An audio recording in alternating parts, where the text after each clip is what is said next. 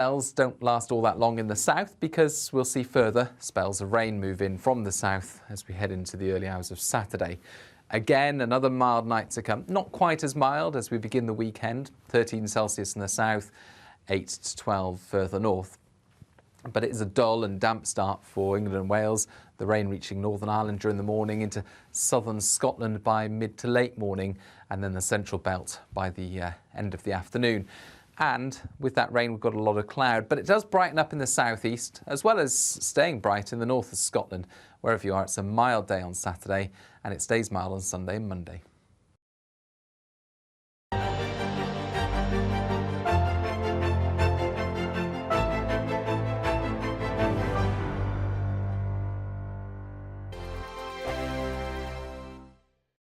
We are GB News. And we'd like to say thank you to each and every one of you for helping our great nation find its voice. We're absolutely everywhere. Across England, Scotland, Wales and Northern Ireland. On TV, on radio and online. We're proud to be the People's Channel, Britain's news channel.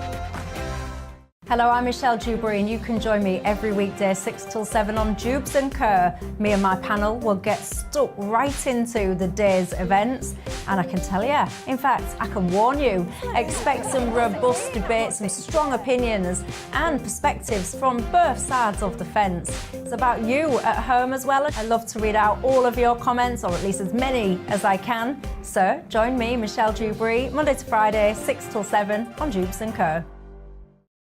Join my show Farage, 7 p.m. till 8 p.m. Monday through Thursday, and there you will get opinion, analysis, debate, and I'll cover stories that nobody else dares to touch. You've been cancelled. Join the club. Oh my goodness me. And then for the last 15 minutes, talking pints. We're over a drink. We have a civilised conversation with someone. We very often disagree, but we do it in a grown-up way. Come and join me on Farage.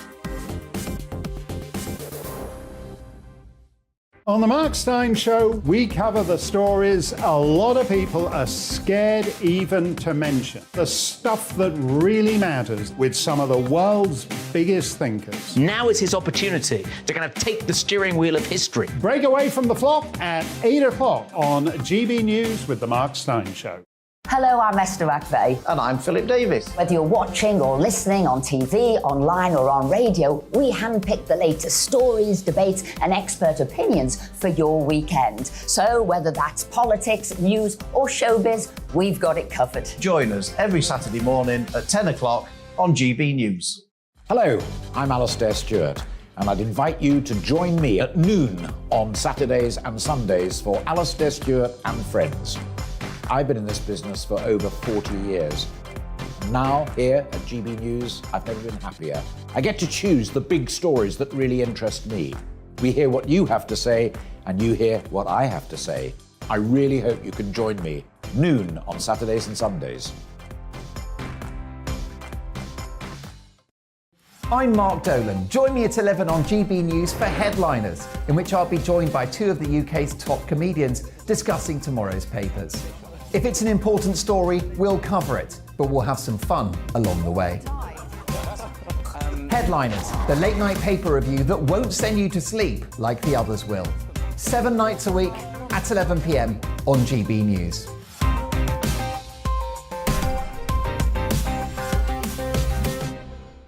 Hi there, it's Stephen and Anne. At breakfast from 6 a.m, you'll always be caught up with everything you need to know. The latest headlines, opinions and debates. We'll bring you the good news and the bad, but most of all, we're here for you. Remember, send in your views and let us know what you would like us to talk about. That's because we're your news channel. And every morning at 6 a.m, it's breakfast on GB News.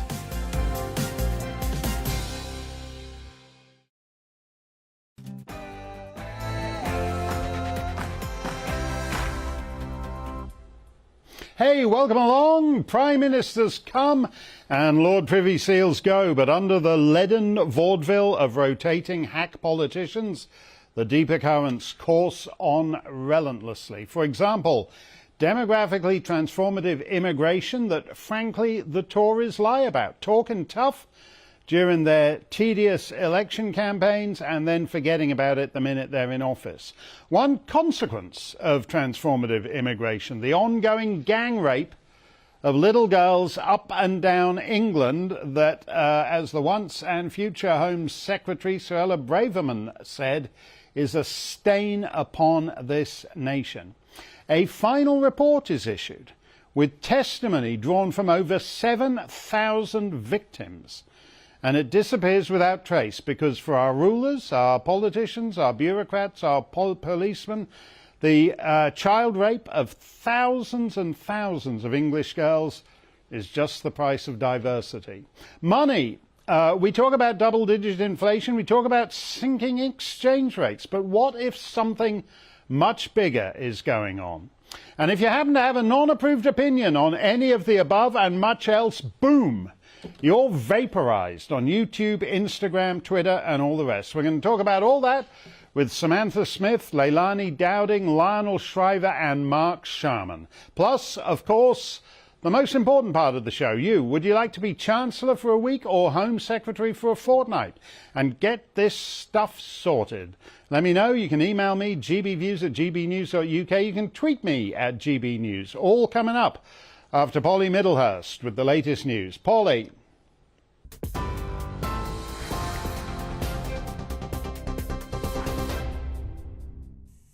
Mark, thank you, and good evening to you. Well, talks to restore devolved government in Northern Ireland are in stalemate this evening ahead of a legal midnight deadline to call an Assembly election. The parties met earlier, but they failed to elect a Speaker or a First or a Deputy First Minister.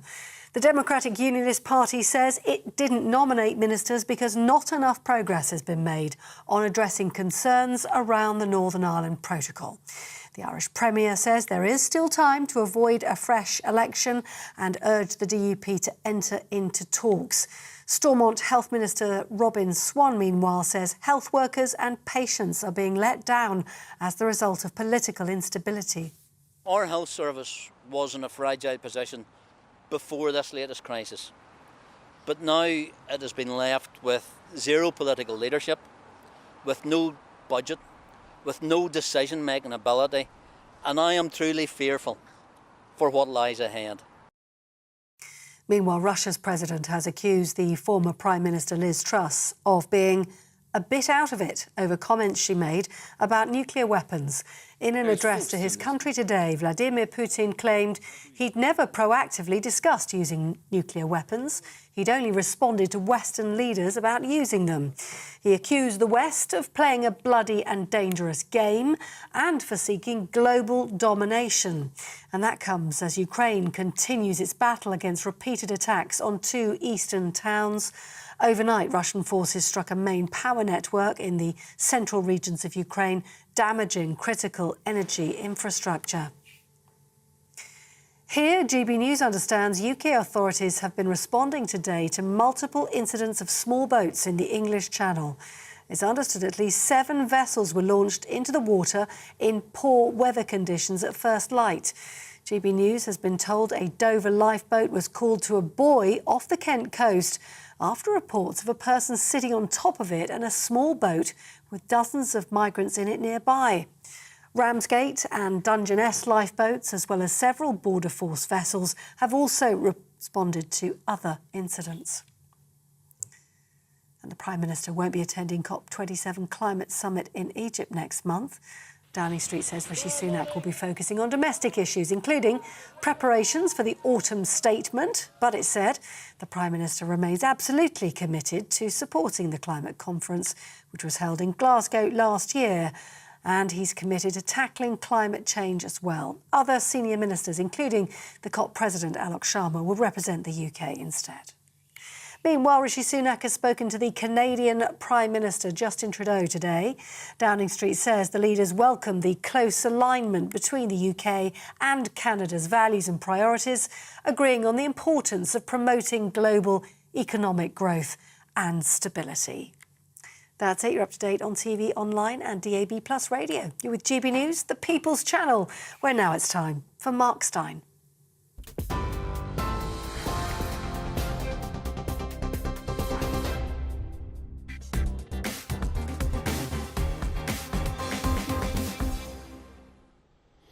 Did you see this tweet from the President of the European Commission, Cruella von der Leyen?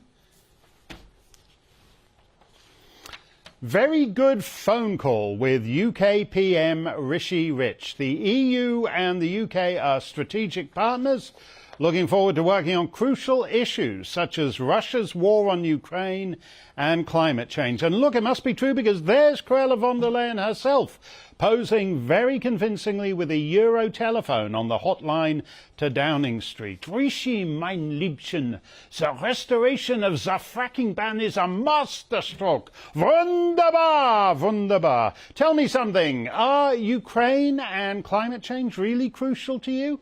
If so, they're mainly crucial because Western governments' obsession with the latter have combined with the former to destroy completely the energy market, so that Euro grannies are going to be starving and or freezing to death starting in a couple of months. Are Cruella von der Leyen and Rishi Rich interested in that? There's an indifference to their subjects' plight that is kind of impressive in its heartlessness. The cost of living, which is in fact the cost of lockdown with a Ukrainian cherry on its toxic frosting, is pretty crucial. According to the Office of National Statistics, inflation is now up to 17% on 30 basic grocery items such as fruit, meat and fish. Tea, for example. Tea is up 46%. We got no chance of putting the graphic up for that. Oh, there it is. Tea is up 46%. This is from the Office of National Statistics, so you can take it to the bank if they still have banks. Tea is up 46%. Pasta, that's shells, bows, strands, whatever your preference, the lot. Pasta is up 60%. Cooking oil is up 65%. Does the accelerating unaffordability of a cuppa lack the exotic and distant glamour of sea levels in the Maldives in the 22nd century? Maybe so for our politicians, but it doesn't get more crucial than a nice cup of tea. We'll talk about inflation and related matters with Lionel Shriver. We also cover the migrant situation on this show, as we reported yesterday. Between 1 and 2% of the entire male population of Albania, they're still very binary in the Balkans. Between 1 and 2% of all Albanian men have moved to the United Kingdom via small boat to the southern shore of England in the last 12 months alone, which is why the government is now asking you if you'll put an Albanian man in your spare room. I don't think there are actually enough spare rooms in the whole of the United Kingdom for all the Albanian men moving here at the rate of 2% a year. They're not just invading the country in a general sense. They're invading your homes. On Sunday in Aycliffe, Sue Doyle was sitting in her front room when she noticed that a strapping young Albanian chappie had walked in. He demanded her telephone and wanted her to drive him to Manchester. After half an hour of back and forth, he went up to her bedroom to make a call, and Sue ran to her neighbour for help. The neighbour came back and helped expel the, quote, asylum seeker from Mrs. Doyle's bedroom. You'll know this if you watch Farage on GB News, and good for Nigel for taking this seriously, because the useless Kent constabulary and their court eunuchs in the Kent media certainly didn't. Here's how Kent Online reported it, quote, police confirmed yesterday a request to use a phone was made, but added no criminal offences had been committed. So under UK law, apparently, for an Albanian to come into your house and spend half an hour in your bedroom is not an offence. That's good to know. If you're arrested for housebreaking anywhere in the UK, just claim to be Albanian, because apparently they have some sort of special dispensation. Had the Albanian home invader misgendered Mrs. Doyle, the Kent coppers would have briefly stopped dancing the Macarena and sent a SWAT team round, but as he didn't, what's the big deal? If you find an Albanian in your front room, just give him your phone and drive him to Manchester, unless, of course, he wants to be driven to Ballymena or the Mull of Kintyre. Isn't that just a little bit crucial to the British people, Rishi Rich, that you've opened your borders so fulsomely and extravagantly that people are now scampering from the beach straight up into the homes of those who have the misfortune to have waterfront properties. You've pledged to fix this within your first 100 days, and we're going to hold you to that. That's the end of January. But the uninterest, the complete lack of interest of the media in such stories, those Kent guys at Kent Online are pretty typical. The uninterest in such stories is in fact a story in itself. So a couple of other quick updates on subjects that ought to be crucial but which never make the papers. Here's one for Cruella von der Leyen from Professor Lisa Iannatoni at the University of Montreal Medical School. In the last 12 months, there have been 1,287 excess deaths among 0 to 14-year-olds in Europe. Children are dying and we're just looking away. Children are dying and we're just looking away. Well, Cruella von der Leyen's looking away. Bit of a downer, isn't it, dead kids? Not like jetting into a war zone for a photo op with Zelensky. We're looking away at all kinds of things. According to the Journal of the American Heart Association, the COVID vaccines have created, quote, an apparently novel cardiac disease. Oh, that's great. Look at that. An apparently novel condition. We can always use one of those. There aren't really enough diseases to go round. So thank goodness we've now come up with a brand new one. Still, it's probably pretty rare, right? No. According to a new study by the European Society of Cardiology, quote, mRNA vaccines injure the heart of all vaccine recipients. Oh my goodness, all recipients? That also sounds pretty crucial, don't you think? But I'll bet neither Rishi Rich nor Cruella von der Leyen brought it up on that telephone call. And why would they when the court eunuchs of the media steer well clear of it? And the few who don't steer clear wind up getting crushed by the big shut-up. Mark Sherman is the latest example of the big shut-up, and he's going to join me later. We're all about the crucial on this show, and it doesn't get more crucial than thousands of little girls being gang-raped and forced into sex slavery in more or less every English town of any size. 7 years ago, Her Majesty's government set up an official inquiry. That's 7 years ago. And the inquiry was initially set up under a judge from the High Court of New Zealand. Dame Lowell Goddard was put in charge of that. There's Dame Lowell. She was forced out very quickly. She's an impressive judge, at least going on her New Zealand record. Dame Lowell was forced out very quickly because her team leaked against her, telling the press she had made racist statements such as, quote, you'll love this one. Britain has so many paedophiles because it has so many Asian men, unquote. 2/3 of all the men on planet Earth are, quote, Asian, so I'm not sure how that can be a racist statement, since Asia contains all kinds of races, from the Chinese in China to Caucasians in the Caucasus. At any rate, her ladyship denied having said it, but by then she was back in New Zealand, and her successor, Professor Alexis Jay, has spent 6 years releasing reports to ever little effect. Her final report was issued a few days ago, and nobody noticed because last week's Prime Minister was busy imploding. As I always say, we try to talk about the stuff that matters on this show, and this does.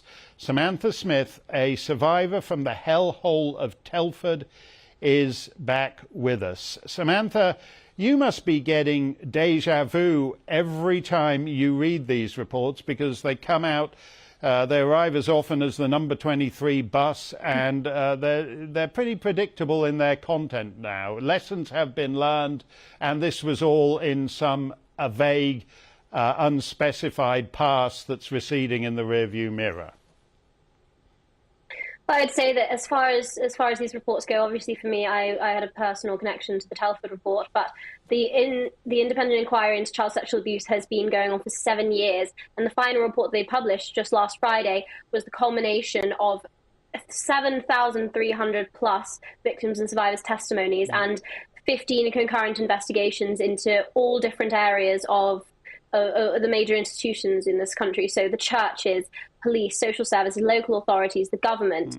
This is the biggest report into child sexual abuse and exploitation that has been released in the past 30 years, I would say. And you heard nothing about it. It didn't even break through onto our Twitter feed because everyone was too busy celebrating a lettuce winning, lasting longer than Liz Truss. The focus of the media was on this massive spectacle going on in government. Meanwhile, one of the most historic reports to have been released on child sexual abuse and exploitation went unnoticed and was buried in the archives, as so many survivors feared it would be. Yeah, it's very. Could you stop? Just this isn't for you, Samantha. Could the control room stop talking in my ear? I can't hear what Samantha's saying.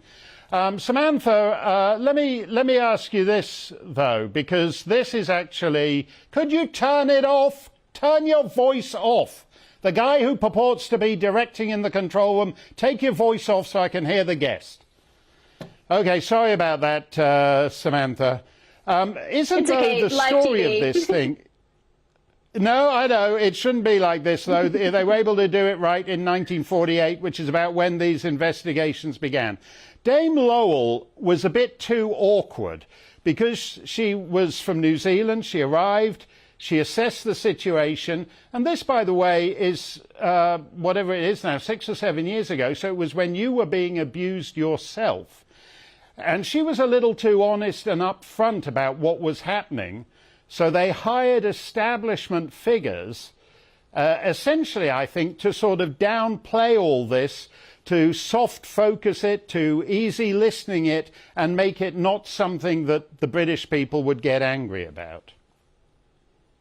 We've seen it time and time again in successive reports, so the Telford report, the Oldham report, the Rotherham report, the Rochdale report. The fact that there are so many reports into child sexual exploitation, child grooming and child sexual abuse in this country, the fact that so many have been released speaks to the scale of this national crisis in itself.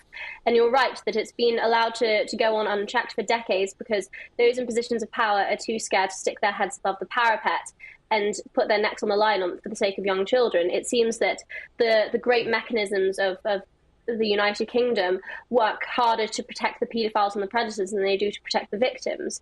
And this culture of victim blaming, of silence, of shaming and of ignorance has led to a very concerning message being sent to young girls and young boys, which is that they are second-class victims, that their class, their race, their gender precludes them from the kind of support that any child in a vulnerable position should be entitled to. It suggests that there's no point in them coming forward because no one will listen and no one will care. And that's what's been evidenced by the IICSA report and the fact that so few media outlets have picked it up. Yeah, what's interesting to me about this, because they all got a bit confused, is that if you were molested on Top of the Pops in 1967 by a relatively obscure Radio 1 disc jockey nobody's heard about for years, that will still make The Sun and The Mirror and all the other newspapers. But if you're being gang raped by organised gangs, mainly 90%, 92% Pakistani Muslim men right here and now, that's of no interest. I mean, I'm very sorry if you were molested by some no-name Radio 1 disc jockey 55 years ago, but why is that a bigger deal than the ongoing rape of thousands of little girls right now? And what you're saying goes right to the core of this issue. It goes to the core of the media outlets, the mainstream media, the printing presses not viewing victims as newsworthy. They don't sell papers. Their pain and their abuse doesn't sell papers like tabloid gossip or a Love Islanders pregnancy announcement would. They aren't the kitschy, glamorous, high stakes, jet-setting tabloid paper sellers that the mainstream media want them to be. And so it's easier to brush them under the rug and say, oh, you're just a child prostitute, you were asking for it, this was somehow your fault.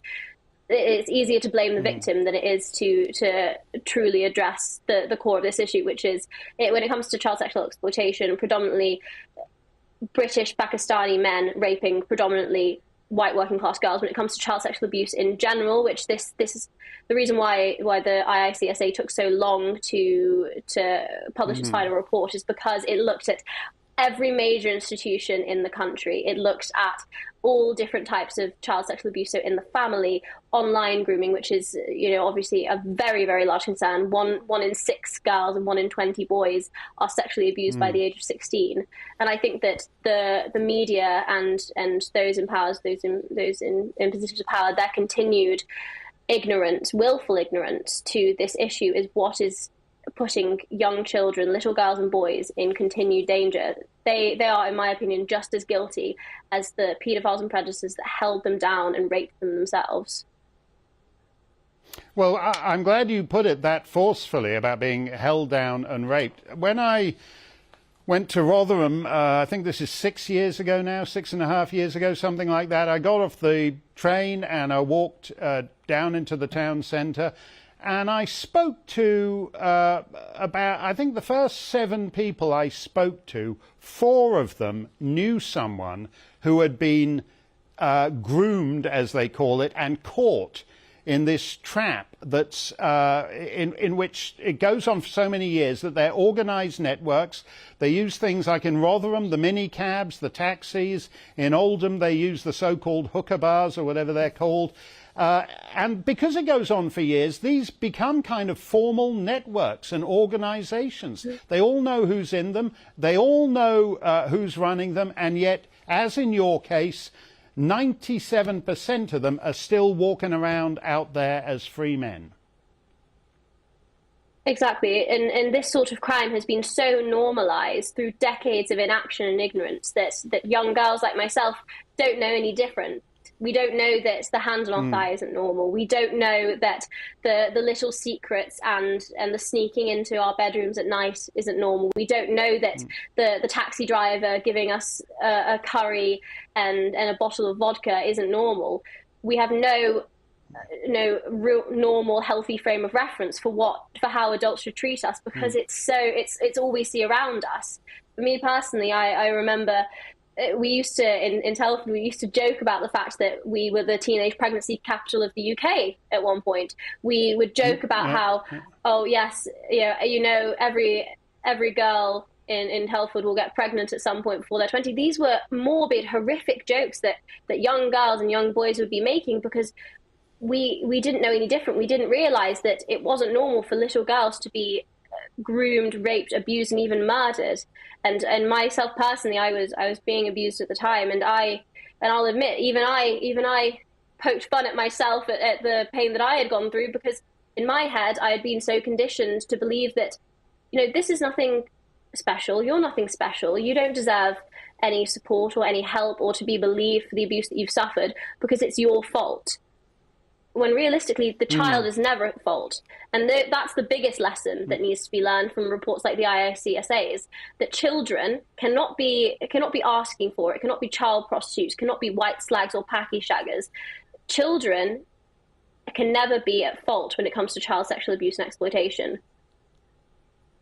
Well, it's amazing to me that you've survived this the way you have, Samantha. I should say, Samantha's ordeal basically only ended 5 years ago, which was 2 years into whoever the woman, Professor J, the lady who took over from Dame Lowell. It's basically 2 years after she was in harness. And you were still being abused. This thing, it's all in the rearview mirror. When was that rearview? When was it all happening then? The last century. Well, the early years of this century. No, maybe to the end of the first decade of it. No, it's happening now. It's going on now. And these reports are not serious about it. Thank you very much, Samantha. We always appreciate seeing you. And as I said, it is astonishing to me that you have survived what you have been through. Up next, we'll get to your thoughts. GB Views at gbnews.uk. Plus, Leilani Dowding is here. And Mark Sharman. And what is happening to your money? Lionel Shriver is going to talk about that. Don't touch that dial. You'll never know what is lurking on some of these other channels. We'll be back in a moment.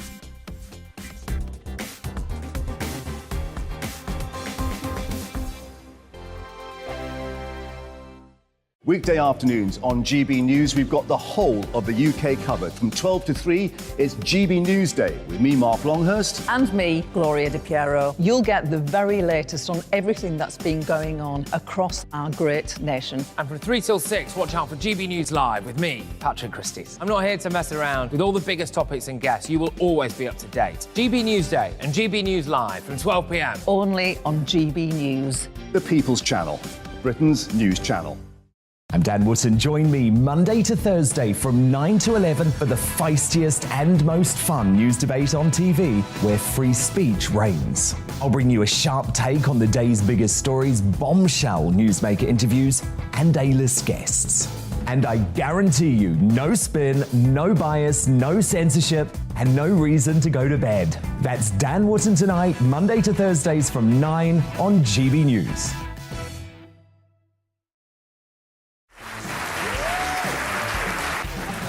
My name is Andrew Doyle. Join me every Sunday evening at 7 p.m. for Free Speech Nation. This is a show where we address current affairs and news stories of the week with the help of two wonderful comedian panellists. I brought in comics because I want to give it a lighter edge, and also they work for less. See you there.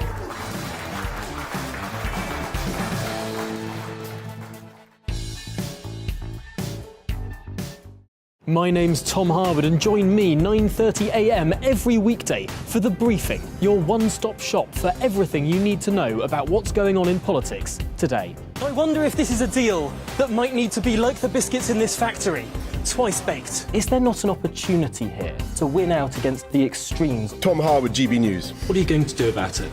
Things should have been done differently, and they certainly are being done differently. Don't miss it. The Briefing with me, Tom Harwood, 9:30 Monday to Friday on GB News. On Mark Dolan tonight, we have a simple plan, which is to inform, stimulate and entertain in equal measure. It's all about getting your opinions on the national television airwaves. I love my viewer emails, mark@gbnews.uk. So do join me from 9 p.m. to midnight every Friday, Saturday and Sunday for big guests, big opinions and a big presenter. 6'5", don't you know? See you then on GB News.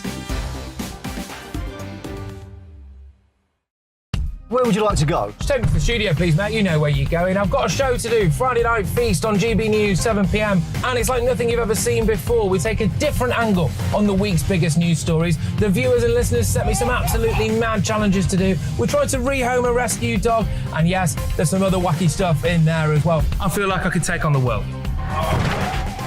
Well, that's that. Friday Night Feast with me, Patrick Christys, every Friday, 7 till 9 p.m. on GB News. Be there. Join me, Arlene Foster, for The Briefing on GB News. Every Friday at 3 p.m, I'll give you all the latest political news and analysis, and we'll have robust live debate. To make sure that you're caught up on all of the biggest issues of the day, we'll bring on experts in their field. I'll ask the questions that you'd like to ask. We're not afraid to tackle discussions from all perspectives, including yours. Don't forget, The Briefing with me, Arlene Foster, every Friday at 3 p.m. on GB News.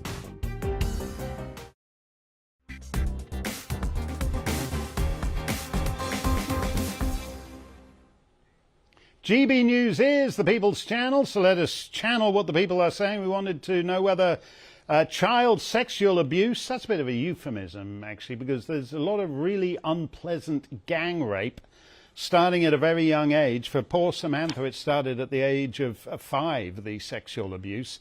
Is child sexual abuse the real pandemic in this country? The New Dark Age says, well, you can't walk across the carpet without tripping up anymore because there has been so much swept under it. It won't be addressed as it doesn't fit with the diversity narrative. Diversity is very vibrant. New Dark Age, you'd miss it if it were gone. But the vibrancy of diversity is such that sometimes it gets a wee bit too vibrant. Lionheart says, are we finally going to address the trafficking and rape of thousands of white British children by Pakistani men? For God's sake, Lionheart, why did you say that? No, of course we're not. We'll get into trouble with Ofcom. Probably not, says Lionhorse. Just wait for the lefties to do everything they can to deny it and manoeuvre the perpetrators into the position of the victim. Look at your Twitter feed, Lionheart. I'll bet that's already happening now. Oh, this is such a terrible slur on members of the multicultural community. The Gordon Kerr says, what are you on about? I hope you're not inferring what I think you are. No chance of that, Gordon Kerr. Inferring is forbidden in British broadcasting, so chances of any inferring, 0%.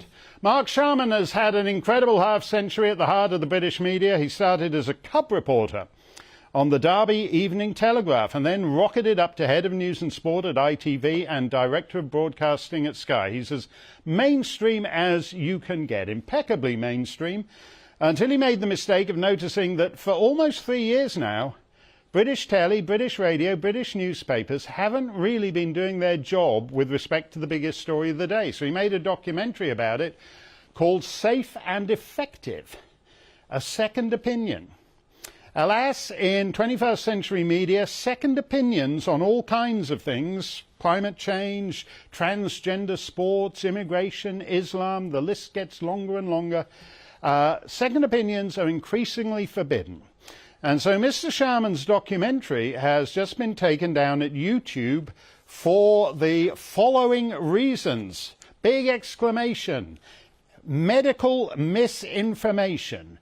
YouTube doesn't allow claims about COVID-19 vaccinations that contradict expert consensus from local health authorities or the World Health Organization. Ooh, no contradicting the World Health Organization. Mark Sharman joins me now. Mark, as I said, you've been in British broadcasting for a very long time. Have you ever just had a piece of work, such as your documentary, just, boom, vaporized in the way that YouTube just did it to you? No, not at all. Mark, I'm not surprised that it's been cut, but I'm, as an old-school journalist who believes in reporting both sides of a story, I'm dismayed about what's happening. You know, we are being controlled. The narrative on many, many things is being controlled, and the evidence is growing. I mean, the governments, the big pharma companies, big tech, media companies, they've all decided what the line is, and they're sticking to that line come what may. And as you showed earlier in the program, there are more and more pieces of research from around the world which proves there is something seriously wrong with these vaccines. They're clearly not totally safe and effective. They're clearly not safe, and they don't appear to be effective. And all we're asking for, Mark, is some proper, open, scientific debate. You know, if there's something wrong, it should be looked at and stopped before more people are hurt. Interesting listening to Samantha talk previously. And by the way, what a wonderful spokesperson she is for victims of sexual abuse. But there are real parallels there. You know, the vaccine injured and the public in general don't seem to be as important as the authorities. They'd rather protect their own line and their own story than look at what's going on. You know, it just isn't right. Well, you made the point last time you were on that there is a great pressure to maintain the groupthink. People talk about following the science, but YouTube basically spells it out there. By the way, we contacted them to ask for a response, and they didn't get back to us. But YouTube say, you know, what they understand by following the science is actually following public health bureaucrats and the China-controlled World Health Organization. Because as you said just a minute ago, every day, every 48 hours, every week, there's new and new studies, the Journal of the American Heart Association, the European Society of Cardiology, respected bodies saying, no, there's something badly wrong here. And these guys are basically just invested from Ofcom down, which put its thumb on the scale of due impartiality in saying, no, there's only a 2020 consensus that is fixed in perpetuity on this thing. It's late 2020, the vaccines have just been released, and the official version of events can never be changed. No, that's right. I mean, I'll add some figures to that. You know, there have been 25,000 excess deaths in this country since April. Across Europe, the death rates, excess death rates, are running at 16%.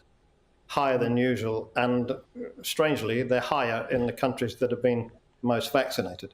The authorities come up with all kinds of reasons, including lockdown and the heat wave and changing your bed or whatever, but they won't put the vaccine injury on the list. Now, any investigator worth his salt is going to look at every suspect, if only to rule them out, and there is absolutely no excuse whatsoever to not put vaccine injury on that list. And as I said before, I'm not on one side or the other. I would just love to see a proper open debate where somebody can look at what is happening to these vaccine injured and deaths around the world. You know, there are other questions as well about the whole reproductive system, but that's another matter. But again, reports are coming in that should be causing concern to the authorities, but they resolutely won't listen and won't debate it and cut scientists off and have cut our film off. By the way, it was just about to hit 1 million views on YouTube alone. And it's interesting that it's been 3 weeks and not been touched. No, well, they won't. They don't want it. They don't want it to get. They don't care if only 473 people want to watch it, Mark. But the minute it turns out there's a real audience for it, then they decide to silence it. It's disturbing to me. This show's being investigated for so-called harmful information by Ofcom.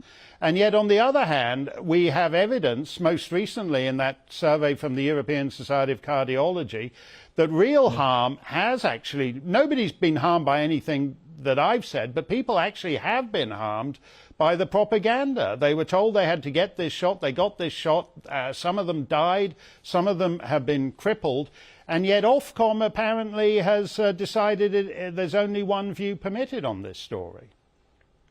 Yeah, I mean, Dr. Alcim Malhotra has been on GB News, and he was on our film, and basically, you know, he's calling not actually for the vaccines to be cancelled, he's calling for them to be suspended until we can look at independent analysis, which seems to me to be a perfectly reasonable view to take, especially when he's seen 14,000 extra cardiac arrests between 2020 and 2021. You know, now the main different factor in those 2 years is the vaccine. So it is medically prudent of him to ask for them to be suspended until we can have a look at the data. I mean, Pfizer's own data, you know, shows that these drugs had awful potential side effects. I don't know how long they can hold back the flow, because, you know, the growth of world opinion in a lot of scientific circles is growing as such that sooner or later it'll have to crack. At least I hope so. No, I think you're right there, Mark. Give our boss a call at GB News, because if YouTube aren't going to air this thing, you should do some deal with the head honcho here at GB News, and we should put it out. We would be doing the public a service. The groupthink British media has utterly failed its audience these last 3 years. Thank you very much, Mark Sharman. And the film is called Safe and Effective, A Second Opinion. Today, by the way, is Elon Musk's first day running Twitter, so our pal Ava Valadingerbroek has posted a little clip of her and me talking about SADS, sudden adult death syndrome, that got her locked out of her old account on the old Twitter. We'll see how long this lasts on the new Twitter under Elon Musk. Elsewhere, the big shut-up continues. Leilani Dowding has been on the receiving end. She's had her jokes fact-checked by Full Fact, and she's back with us now. She's recovered. She's been cleared. I think she's been given a temporary license that she can make another joke. In about 6 weeks' time, the censorship will be lifted, and she can essay, not a full-throated side splitter, but she can essay a mildly amusing jest. Full Fact will permit her to do that. Leilani, it's always good to see you. It's getting longer and longer, the list of topics you can't actually talk about. Oh, absolutely. You know, my original Instagram was taken down for talking about where the origins of the virus came from, talking about the possible side effects of vaccines, etc. You know, you can't talk about, now you can't make jokes about, you know, illegal immigrants crossing into the channel, coming back and using our NHS and getting free homes and what have you. And now the latest one, globalist. You can't say globalist because that, even though there's nothing. No. Nothing in the Oxford Dictionary, nothing in the Cambridge Dictionary about race or religion, but, you know, say globalist and you're anti-Semite. That's it. So, you know, it's code speak. We know what you're trying to say. Globalist, globalist, globalist. If I were a globalist, it's code speak, which itself is code speak for your actual words aren't quite doing it for me, so I'm going to interpret what you're saying as a hate crime anyway. That's how they do this. No, absolutely. And it's very 1984, you know, it's changing the language, changing everything. But anyway, back to fact checkers. I still never got an apology. I still never got my original Instagram up for talking about the things that have now been proven to be true.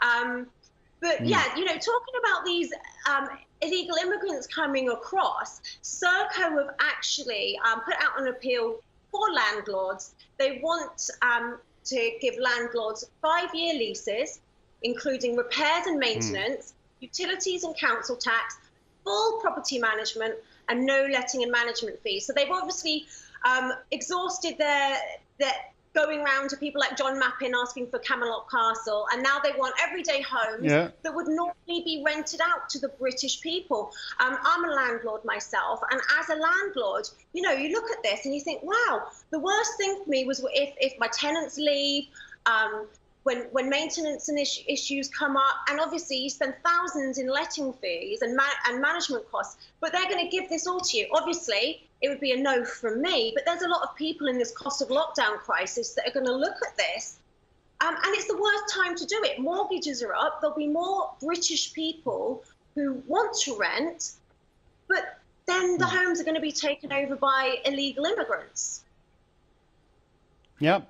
No, I think that's it, because property, if you're not on the property ladder already, it's virtually impossible now to get onto it because of the shortage of housing stock. So you say, okay, I can't buy a place, so I'm just going to rent a flat. Well, no chance of that either, because they're all going to be rented to Albanians. Why are Tory governments doing this to us? You know, you have to ask that question. You see these boats coming over day after day, full of men. And then you hear the statistics about the number of Albanians leaving. You know, Nigel Farage has shown the videos on TikTok showing Albanians bragging about how easy it is to get in and the money that can be made through, you know, the crime and what have you. So I just hope Suella Braverman is actually going to lock down and sort this issue out. And you know, we have to relook at sending them to Rwanda as well. Like, you know, what is wrong with Rwanda? I want to go to Rwanda if this continues, you know? So we have to look at all the options that are out there. And you know, the Albanians aren't from war-torn zones, so they should immediately be sent back to where they're from anyhow.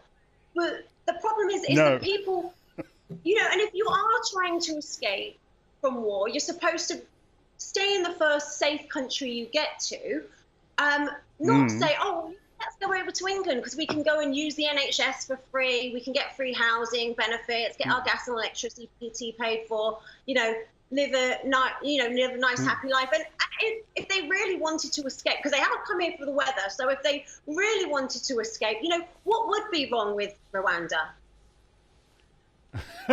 Well, if it's a choice between the United Kingdom becoming Western Albania or heading to Rwanda, you're right, Rwanda may be the better bet. Thank you very much, Leilani. Lovely to see you. Stump the Steyn looms. And we'll talk to Lionel Shriver about why, as she puts it, money is rotting. That's coming up in just a moment. Don't go anywhere.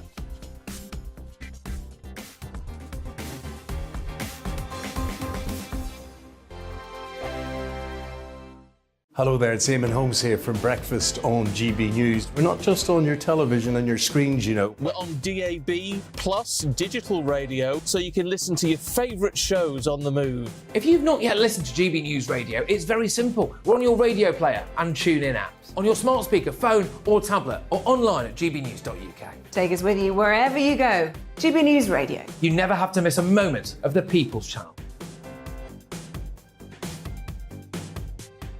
Hello, I'm Simon Evans. Join me on GB News for Headliners at 11 p.m, where I'll be joined by two of the country's top comedians as we take a look at tomorrow's newspapers tonight.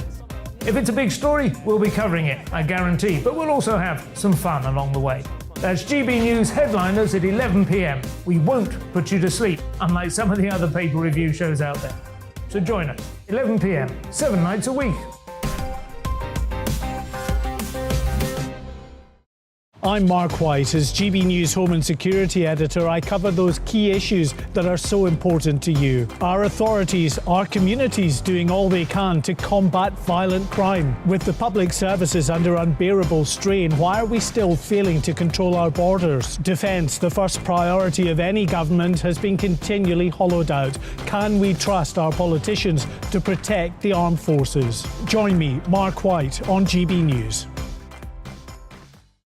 Join me, Nana Akua, on Friday, Saturday and Sunday afternoons on GB News. Expect fiery debate and passionate discussion as me and my panel tackle some of the biggest topics hitting the headlines. It's a place for everyone's opinion. No one gets cancelled, but no one gets an easy ride. Oh, she's on it today. Be ready for conversations that are fierce, frank, and of course, fun every Friday, Saturday and Sunday afternoon from 4 p.m. on GB News. Every morning from 6 o'clock, we'll wake you up with GB News Breakfast with all the stories you didn't know from the night before. So whether it's serious news, entertainment, or your own views from all over our great nation, we're here to kick off your day with a smile. And the national media should be reflecting and reporting what's happening here. You will notice the northwestern accents. Whether you're with us on TV, radio, or online, every morning, it's breakfast from 6 a.m. Hope you can join us. Every Saturday at 2 o'clock, join me, Darren Grimes, for Real Britain. I'm not afraid to give you a platform and say it how it is. Come on, make the case. Something like this is very, very important to people. And we're always up for a laugh on this show. God, honestly, you'd think there were no problems in the world. Real Britain, every Saturday on GB News. On the Mark Steyn Show, we cover the stories a lot of people are scared even to mention. The stuff that really matters with some of the world's biggest thinkers. Now is his opportunity to kind of take the steering wheel of history. Break away from the flop at 8 o'clock on GB News with the Mark Steyn Show. We are GB News. And we'd like to say thank you To each and every one of you. For helping our great nation Find its voice. We're absolutely everywhere. Across England, Scotland, Wales and Northern Ireland. On TV, on radio, And online. we're proud to be The People's Channel. Britain's news channel.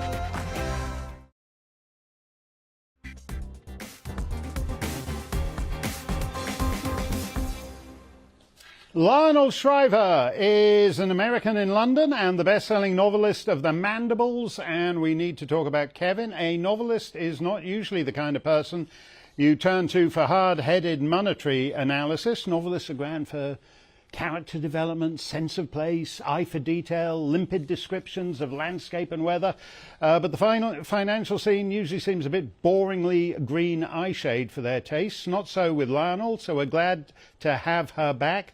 Lionel, you've been on this subject for a decade now, and there's more going on here than just a regular cycle of inflation, high interest rates. As you say, money has been free.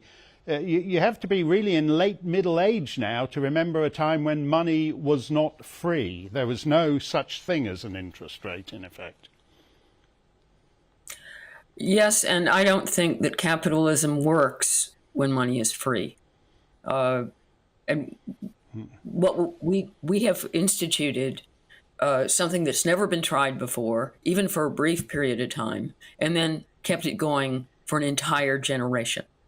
So we've had near zero interest rates in most of the West, and even in the EU, they've gone negative, which is extraordinary. Yeah. You have to pay to have your money in the bank.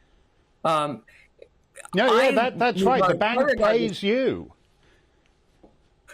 Yeah, the bank pays you. That's incredible. That, right? Yeah. And so this has been a kind of emergency creep.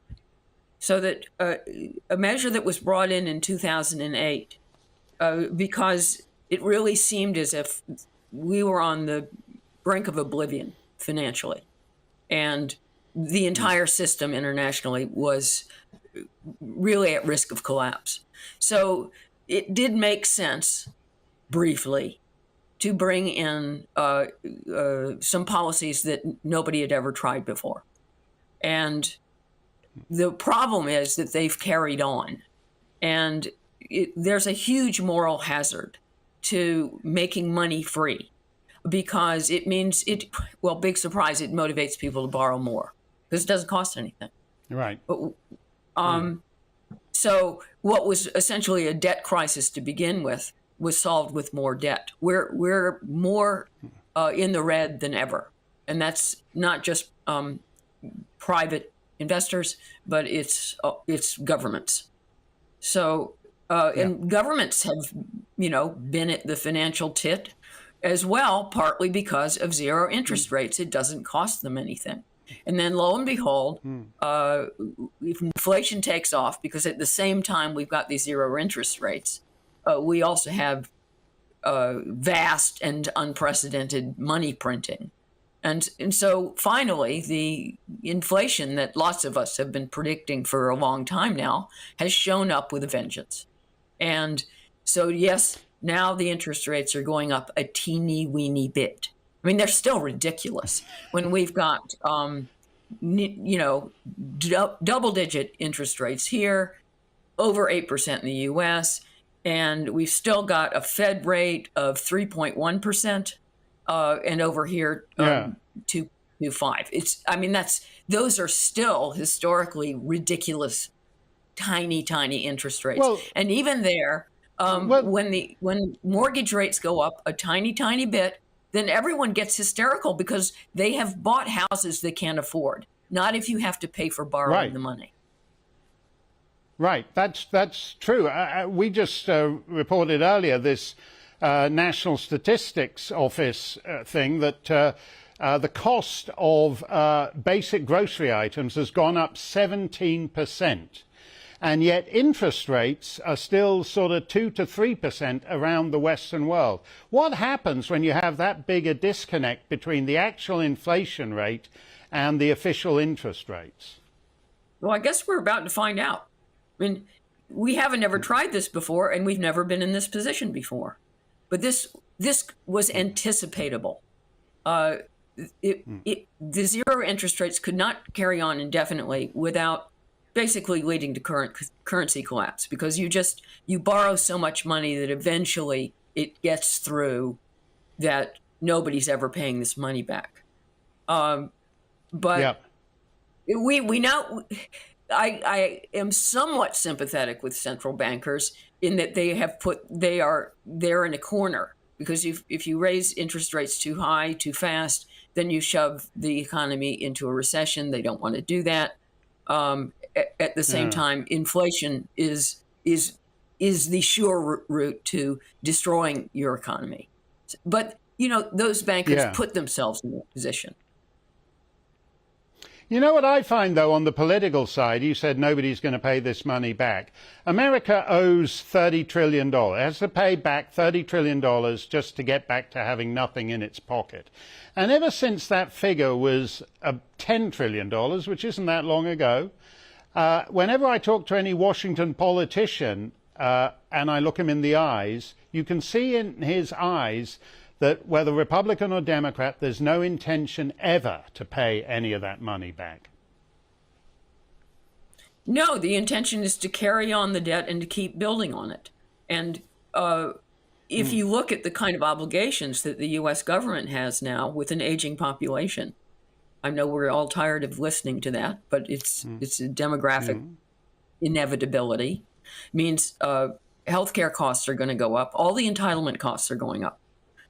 Social Security is going up because you have more people over the age of 65 drawing on the system. And fair enough, they contributed to that system their whole lives and have every expectation of benefiting from it.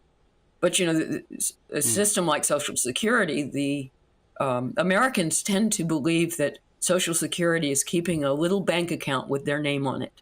And then money has been building and building and building. And then finally, because the government has carefully taken care of it for you and make sure that you hadn't spent it yourself, it is, it's saved for you for your old age. And then you can start drawing your account down. Well, of course, nothing could be farther from the truth. The money's already been spent. Sorry, it's been given to other people. Yeah. There's nothing in that lockbox except when you unlock it and open it up except a moth. Thank you very much, Lionel. Bad things are going to happen to the very concept of money. I'll do just one stump. From the Dad Jokes channel, he tweets us, what vaccines do ghosts take? Boosters. That's worth an Ofcom complaint in itself. I'll plead guilty to that one. Dan Wootton's here to thump your Thursday. What you got, Dan? Just listen to that woman all day long. I will tell you, Mark, finally, does it look like some of these gutless SNP sturgeon warriors are standing up to that little dictator over the gender recognition bill? One of her ministers has quit today. So does this mean the SNP finally growing some balls, you might say, when it comes to the trans rights debate? So we're going to be discussing it with Anne Widdecombe tonight, Mark. OK, I have no desire. I don't want to. Don't start talking about sporrans and balls growing underneath them and all that. I don't want to get into any of that, Dan. It's all coming up after we're the best late night show on telly. Stay safe, stay free.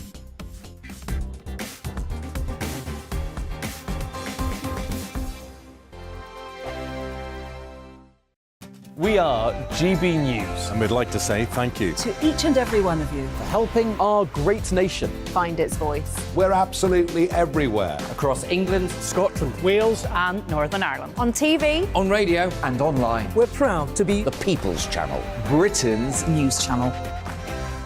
Hello, I'm Michelle Dewberry and you can join me every weekday 6 till 7 on Jubes and Kerr. Me and my panel will get stuck right into the day's events and I can tell you, in fact, I can warn you, expect some robust debates, some strong opinions and perspectives from both sides of the fence. It's about you at home as well. I love to read out all of your comments, or at least as many as I can. So join me, Michelle Dewberry, Monday to Friday, 6 till 7 on Jubes and Kerr.